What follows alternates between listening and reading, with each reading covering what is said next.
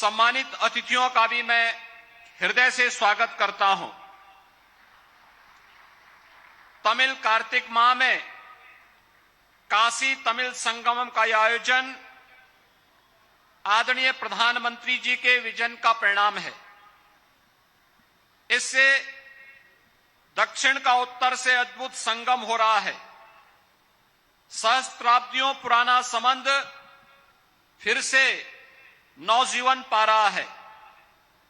इस आयोजन की परिकल्पना के माध्यम से एक भारत श्रेष्ठ भारत की चेतना को जागृत करते हुए आदरणीय प्रधानमंत्री जी ने जिस एक बड़े अभियान को आगे बढ़ाया है, हम सब इसके प्रति आभारी हैं।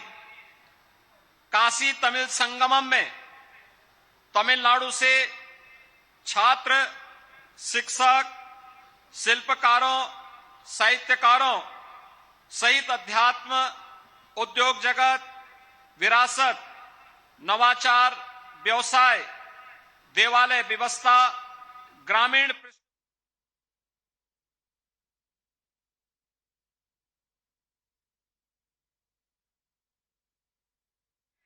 இனி அவர் பேசிய உரையின் தமிழாக்கத்தை அளிக்கின்றோம்.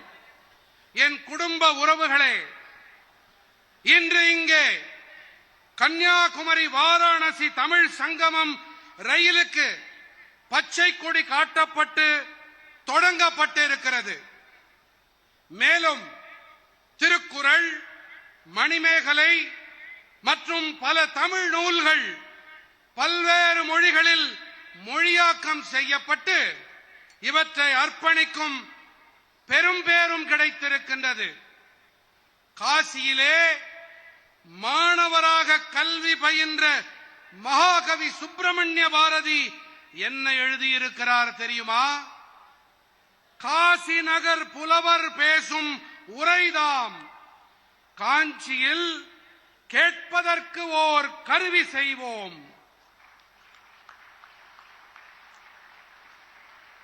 அவர் கூற விரும்பியது என்ன தெரியுமா?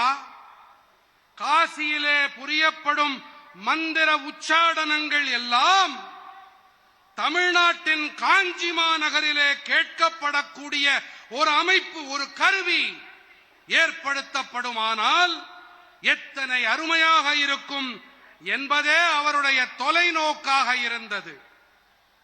பாரதி அவர்களின் நல்விருப்பம் இன்று நிறைவேறி வருகின்றது. காசி தமிழ் சங்கமத்தின் குரல் தேசமெங்கிலும் உலகெங்கிலும் ஒலித்துக் கொண்டிருக்கின்றது. இந்த அருமையான ஏற்பாட்டினை செய்தமைக்காக அனைத்து தொடர்புடைய அமைச்சகங்கள், உத்தரப்பிரதேச அரசு, தமிழ்நாட்டின் என்னுடைய அனைத்து தமிழ் சொந்தங்களுக்கும் வாழ்த்துக்களை தெரிவித்துக் கொள்ளுகிறேன். मेरे परिवारजनों, पिछले वर्ष काशी तमिल संगमम शुरू होने के बाद से ही इस यात्रा में दिनों दिन लाखों लोग जुड़ते जा रहे हैं। विभिन्न मठों के धर्मगुरु, स्टूडेंट्स, तमाम कलाकार, साहित्यकार, शिल्पकार, प्रोफेशनल्स, कितने ही क्षेत्र के लोगों को इस संगमम से आपसी संवाद और संपर्क का एक प्रभावी मंच मिला है। मुझे खुशी है कि इस संगमम को सफल बनाने के लिए बनारस हिंदू विश्वविद्यालय और आईआईटी मद्रास भी साथ आए हैं। आईआईटी मद्रास ने बनारस के हजारों स्टूडेंट्स को साइंस और मैथ्स में ऑनलाइन सपोर्ट देने के लिए विद्या शक्ति इनिशिएटिव शुरू किया है।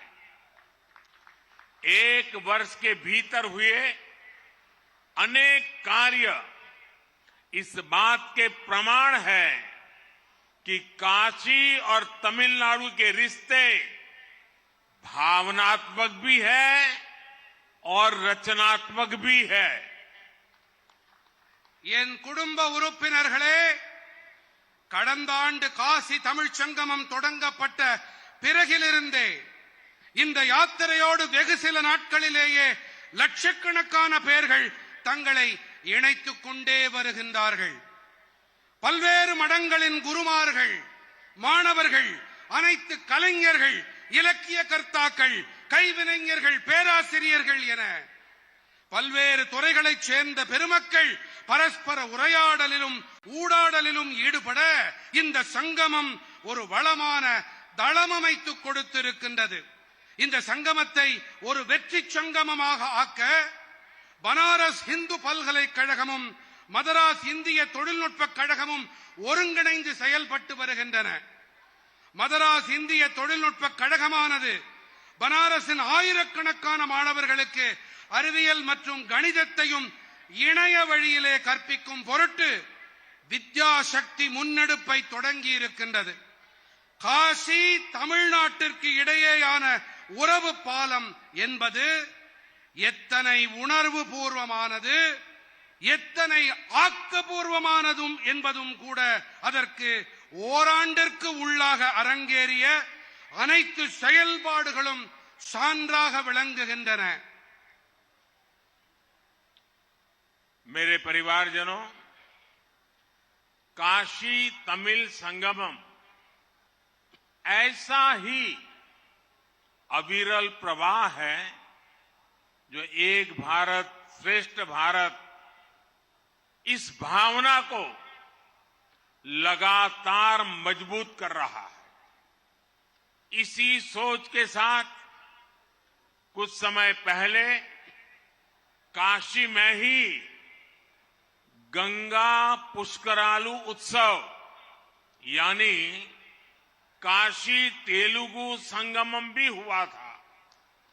गुजरात में हमने सौराष्ट्र तमिल संगमम का भी सफल आयोजन किया था। एक भारत श्रेष्ठ भारत के लिए हमारे राजभवनों ने भी बहुत अच्छी पहल की है। अब राजभवनों में दूसरे राज्यों के स्थापना दिवस समारोह धूमधाम से मनाए जाते हैं। दूसरे राज्यों के लोगों को बुलाकर विशेष आयोजन किए जाते हैं। एक भारत श्रेष्ठ भारत की ये भावना उस समय भी नजर आई जब हमने संसद के नए भवन में प्रवेश किया। नए संसद भवन में पवित्र सेंगोल की स्थापना की गई है। आदिनम के संतों के मार्गदर्शन में यही सेंगोल 1947 में सत्ता के हस्तांतरण का प्रतीक बना था। एक भारत श्रेष्ठ भारत की भावना का यही प्रवाह है जो आज हमारे राष्ट्र की आत्मा को सींच रहा है। அன்பு நிறை என் குடும்ப சொந்தங்களே, காசி தமிழ்ச் சங்கமம் என்பது இடையறாத தடையில்லாத ஒரு பிரவாகம்.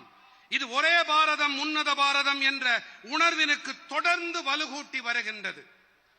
இந்த எண்ணத்தை அடியொற்றியே சில காலம் முன்பாக காசியிலே கங்கா புஷ்கராலு உற்சவம், அதாவது காசி தெலுங்கு சங்கமமும் நடந்தேறியது. குஜராத்திலே நாம் சௌராஷ்டிர தமிழ் சங்கமத்தை வெற்றிகரமாக அரங்கேற்றினோம்.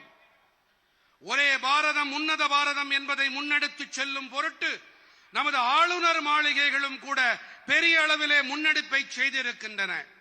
இப்போதெல்லாம் ஆளுநர் மாளிகைகளில் பிற மாநிலங்களின் நிறுவன நாள் கொண்டாடப்படுகிறது. பிற மாநில மக்களை அழைத்து சிறப்பான ஏற்பாடுகளும் நிகழ்ச்சிகளும் நடத்த பெறுகின்றன. ஒரே பாரதம் உன்னத பாரதத்தின் இந்த உணர்வு நாம் புதிய நாடாளுமன்ற கட்டிடத்தில் நுழையும் வேளையிலே கூட பளிச்சிட்டது. புதிய நாடாளுமன்ற கட்டிடத்திலே புனிதமான செங்கோல் ஸ்தாபிக்கப்பட்டது. புனிதமிகு ஆதீனங்களின் வழிகாட்டுதலின் பேரில் இந்த செங்கோல் தான் 1947ஆம் ஆண்டு ஆட்சி மாற்றத்தின் அடையாளமாக அமைந்தது. ஒரே பாரதம் உன்னத பாரதம் உணர்வின் இந்த பெருக்குதான் இன்று நமது தேசத்தின் ஆன்மாவிற்கு நீரூற்றி உரம் சேர்த்து வருகின்றது. मेरे परिवारजनों, हम भारतवासी एक होते हुए भी बोलियां, भाषाओं, वेशभूषा, खान पान, रहन सहन कितनी ही विविधता से भरे हुए हैं। भारत की ये विविधता उस आध्यात्मिक चेतना में रची बसी है जिसके लिए तमिल में कहा गया है, निरेलाम गंगे निलमेलाम काशी। ये वाक्य महान पांड्य राजा पराक्रम पांड्यन का है। इसका अर्थ है हर जल गंगा जल है, भारत का हर भूभाग काशी है।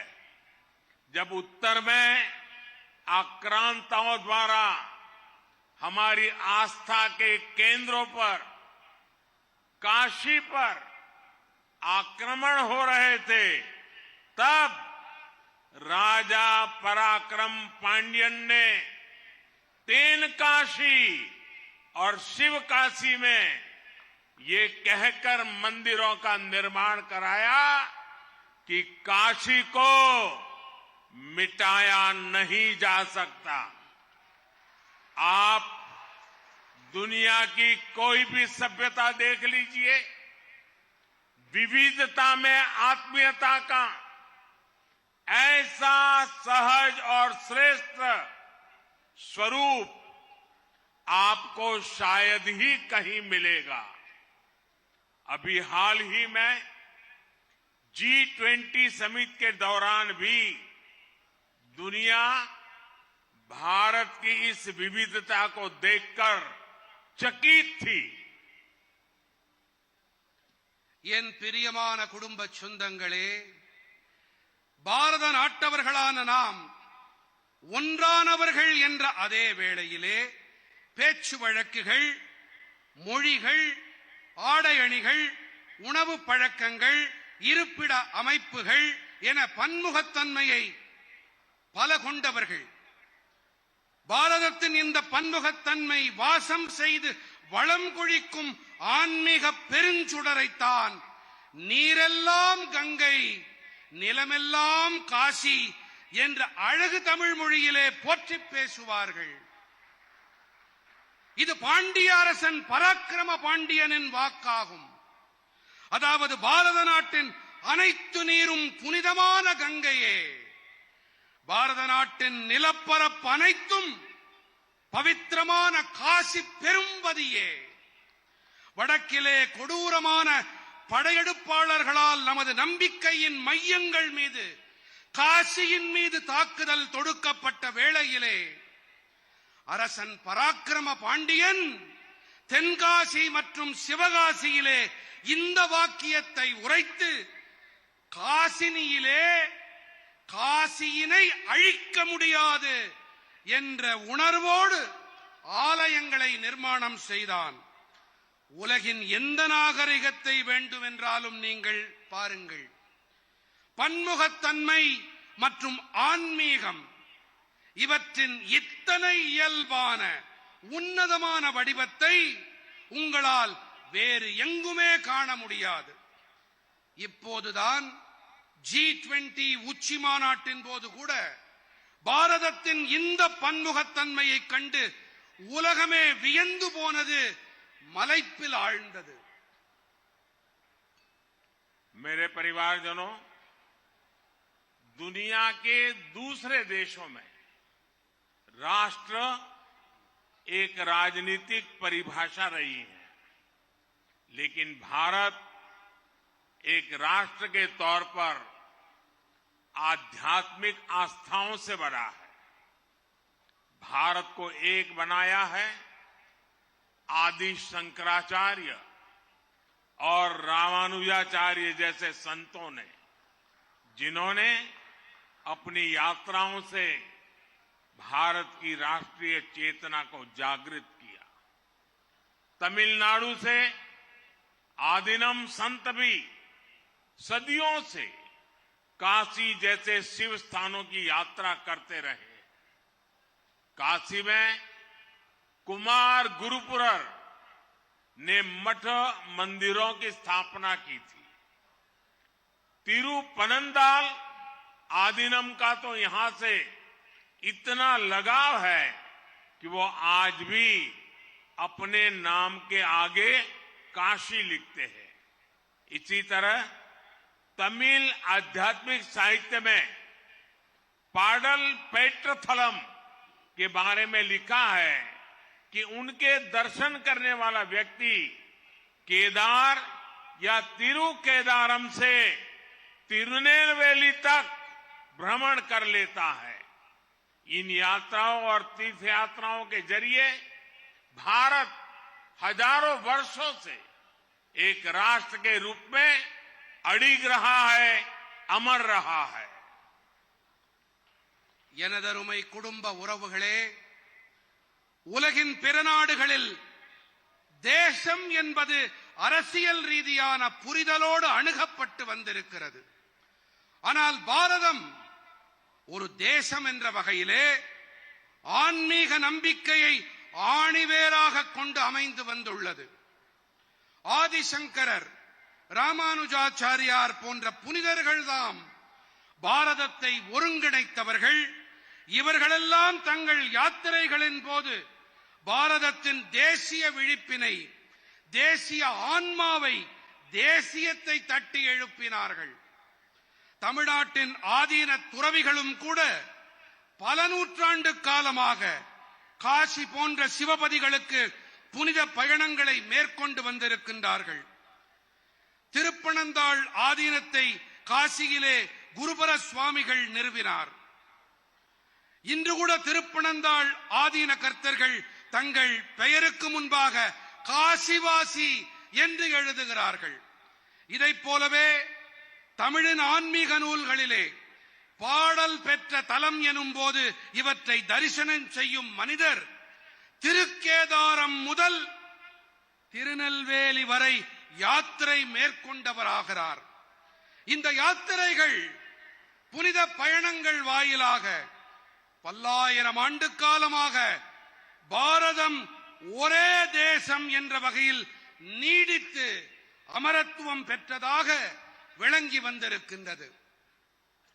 मुझे खुशी है कि काशी तमिल संगमम के जरिए देश के युवाओं में अपनी इस प्राचीन परंपरा के प्रति उत्साह बढ़ा है। तमिलनाडु से बड़ी संख्या में लोग, वहां के युवा काशी आ रहे हैं। यहां से प्रयाग, अयोध्या और दूसरे तीर्थों में भी जा रहे हैं। मुझे बताया गया है कि काशी तमिल संगमम में आने वाले लोगों को अयोध्या दर्शन की भी विशेष व्यवस्था की गई है। महादेव के साथ ही रामेश्वरम की स्थापना करने वाले भगवान राम के दर्शन का सौभाग्य अद्भुत है। காசி தமிழ் சங்கமத்தின் வாயிலாக தங்களுடைய இந்த பண்டைய பாரம்பரியம் குறித்து தேசத்தின் இளைஞர்களிடத்திலே உற்சாகம் அதிகரித்திருக்கிறது என்பது மகிழ்ச்சியை அளிக்கிறது. தமிழ்நாட்டிலிருந்து அதிக எண்ணிக்கையில் மக்கள், அங்கிருக்கும் இளைஞர்கள் காசிக்கு வருகின்றார்கள். இங்கிருந்து பிரயாகை, அயோத்தி என பிற புனித இடங்களுக்கும் சென்று வருகின்றார்கள். காசி தமிழ் சங்கமத்திற்கு வரும் மக்கள் அயோத்திக்கு புனித யாத்திரை மேற்கொள்ளவும் சிறப்பான ஏற்பாடுகள் செய்யப்பட்டிருப்பதாக எனக்கு தெரிவிக்கப்பட்டிருக்கின்றது. மகாதேவரோடு சேர்ந்து ராமேஸ்வரத்தை ஸ்தாபித்த பகவான் ஸ்ரீராமனையும் தரிசிக்கும் பெரும் பேறு அலாதியானது, அற்புதமானது. मेरे परिवारजनों, हमारे यहां कहा जाता है, जाने बिनु न होई प्रतीति, बिनु प्रतीति होई नहीं प्रीति। अर्थात जानने से विश्वास बढ़ता है और विश्वास से प्रेम बढ़ता है। इसलिए ये जरूरी है कि हम एक दूसरे के बारे में, एक दूसरे की परंपराओं के बारे में, अपनी साझी विरासत के बारे में जाने। दक्षिण और उत्तर में काशी और मदुराई का उदाहरण हमारे सामने है। दोनों महान मंदिरों के शहर हैं, दोनों महान तीर्थ स्थल है। मदुराई वैगई के तट पर स्थित है और काशी गंगई के तट पर। तमिल साहित्य में वैगई और गंगई दोनों के बारे में लिखा गया है। जब हम इस विरासत को जानते हैं तो हमें अपने रिश्तों की गहराई का भी एहसास होता है। என் நெஞ்சம் நிறை குடும்ப பந்தங்களே, நம் நாட்டிலே ஒன்று கூறப்படுவதுண்டு, ஜானே பினு ந ஹோய் பரதீதி, பினு பரதீதி ஹோய் நஹி பிரீத்தி. அதாவது அறிந்து கொள்வதால் நம்பிக்கை அதிகரிக்கிறது, நம்பிக்கை அதிகரிப்பதால் அன்பு அதிகரிக்கிறது என்பதே இந்த ஹிந்தி மொழி பழமொழியின் பொருள். அந்த வகையிலே நாம் பரஸ்பரம் ஒருவருக்கொருவர், ஒருவர் மற்றவரது பாரம்பரியங்களை பற்றியும் நம்முடைய தொன்மையான மரபுகள் குறித்தும் தெரிந்து கொள்வது முக்கியமானது. தென்னகத்திலும் வடநிலத்திலும் காசி மற்றும் மதுரை என்ற எடுத்துக்காட்டுகள் நம் கண்முன்னே இருக்கின்றன. இரண்டுமே மகத்தான தொன்மையான ஆலய நகரங்கள், இரண்டுமே மிகச் சிறப்பான புனித யாத்திரை தீர்த்தங்கள். மதுரை அம்பதி வைகையாற்றின் கரையினிலே அமைந்திருக்கிறது என்றால், காசியோ கங்கை அன்னையின் மடியினிலே இருக்கின்றது. தமிழ் இலக்கியங்கள் கங்கை மற்றும் வைகை என்ற இந்த இரண்டு நதிகளை பற்றியும் விரித்து பேசுகின்றன. நாம் இந்த மரபினை அறிந்து கொள்ளும் போது நமது உறவுகளின் ஆழத்தை நம்மால் நன்றாக உணர்ந்து கொள்ள முடியும். मेरे परिवारजनों, मुझे विश्वास है काशी तमिल संगमम का ये संगम इसी तरह हमारी विरासत को सशक्त करता रहेगा, एक भारत श्रेष्ठ भारत की भावना को मजबूत बनाता रहेगा। आप सभी का काशी प्रवास सुखद हो, इसी कामना के साथ मैं अपनी बात समाप्त करता हूं और साथ साथ तमिलनाडु से आए हुए प्रसिद्ध गायक भाई श्रीराम को काशी आने पर और हम सबको भाव विभोर करने के लिए मैं श्रीराम का हृदय से धन्यवाद करता हूं, उनका अभिनंदन करता हूं और काशीवासी भी तमिल सिंगर श्रीराम को जिस भक्ति भाव से सुन रहे थे उसमें भी हमारी एकता की ताकत के दर्शन कर रहे थे।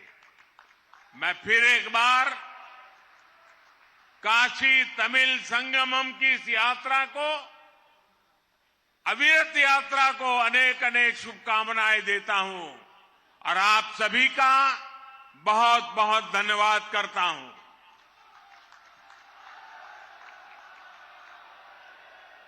என் நெஞ்சம் நிறை குடும்ப சொந்தங்களே, எனக்கு நம்பிக்கை இருக்கிறது. காசி தமிழ் சங்கமத்தின் இந்த கூடல் இதே போன்று நமது மரபுகள் பாரம்பரியங்களுக்கு வலு சேர்த்துக் கொண்டே இருக்கும். ஒரே பாரதம் உன்னத பாரதம் என்ற உணர்வினுக்கு மேலும் வளம் சேர்த்துக் கொண்டே இருக்கும். உங்கள் அனைவரின் காசிவாசம் இன்பமானதாக இருக்கட்டும். இந்த நல்விருப்பத்தோடு நான் என் உரையை நிறைவு செய்கிறேன். உங்கள் அனைவருக்கும் பல பல நன்றிகள். நிறைவு செய்வதற்கு முன்பாக கர்நாடக இசை பாடகர் இங்கே நமக்கெல்லாம் இசை விருந்தளித்தார்.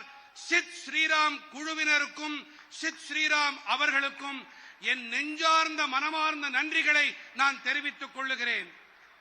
மேலும் பக்தி உணர்வோடு அவர் அளித்த அந்த கீர்த்தனைகளை மிகுந்த பக்தியோடும் முனைப்போடும் அர்ப்பணிப்போடும் கேட்டுக்கொண்டிருந்த காசி நகர மக்களுக்கும் பக்தர்களுக்கும் என்னுடைய நன்றிகளை தெரிவித்துக் கொள்ளுகிறேன். நிறைவாக இந்த காசி பெருஞ்சங்கமம், இந்த தமிழ்ச் சங்கமம் மேலும் வளமாக அடுத்த பதிப்புகளை காண வேண்டும் என்று என் நல்விருப்பங்களை தெரிவித்துக் கொள்ளுகிறேன். நன்றி, வணக்கம்.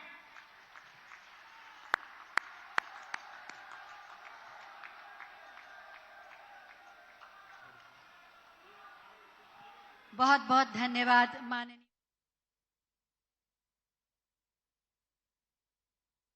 से आप माननीय प्रधानमंत्री जी को विदा दें। एक बार फिर बोलें नमः पार्वती पतये। हाँ।